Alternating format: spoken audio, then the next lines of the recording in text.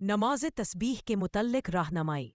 سوال: ایک خاتون نے حضور انور ایتہ اللہ تعالیٰ سے نماز تسبیح پڑھنے کے طریق کے بارے میں دریافت کیا ہے کہ اس نماز میں پڑھی جانے والی تسبیحات 4 رکعات میں 300 کی تعداد میں کس طرح مکمل ہو سکتی ہے؟ حضور انور ایدہ اللہ تعالیٰ نے اپنے مکتوب مورخہ 25 جولائی 2021 میں اس سوال کا درج ذیل جواب ارشاد فرمایا۔ نماز تسبیح کے بارے میں مروی احادیث سے یہ بات قطعیت کے ساتھ ثابت ہے کہ حضور صلی اللہ علیہ وسلم نے خود اس نماز کو کبھی ادا نہیں کیا، اور نہ ہی خلفائے راشدین سے اس نماز کے پڑھنے کا کوئی ثبوت ملتا ہے۔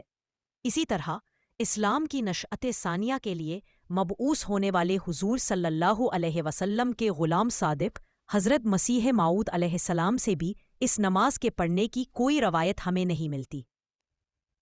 البتہ بعض احادیث میں آتا ہے کہ حضور صلی اللہ علیہ وسلم نے کچھ صحابہ رضی اللہ عنہ کو یہ نماز سکھائی اور اس کے پڑھنے کی انہیں تلقین فرمائی۔ اسی لیے علماء سلف میں نماز تسبیح کے متعلق مروی احادیث کے بارے میں دونوں قسم کی آراء موجود ہے۔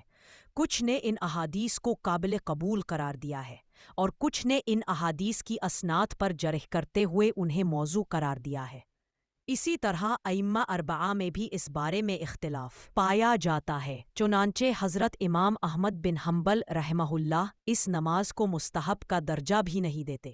جبکہ دیگر فقہا اسے مستحب قرار دیتے ہیں اور اس کی فضیلت کے بھی قائل ہیں۔ میرے نزدیک اس نماز کا پڑھنا ضروری نہیں، لیکن اگر کوئی شخص اپنے طور پر یہ نماز پڑھے تو پھر ہمیں حضرت علی رضی اللہ عنہ کے اس ارشاد کو پیش نظر رکھنا چاہیے، جسے حضرت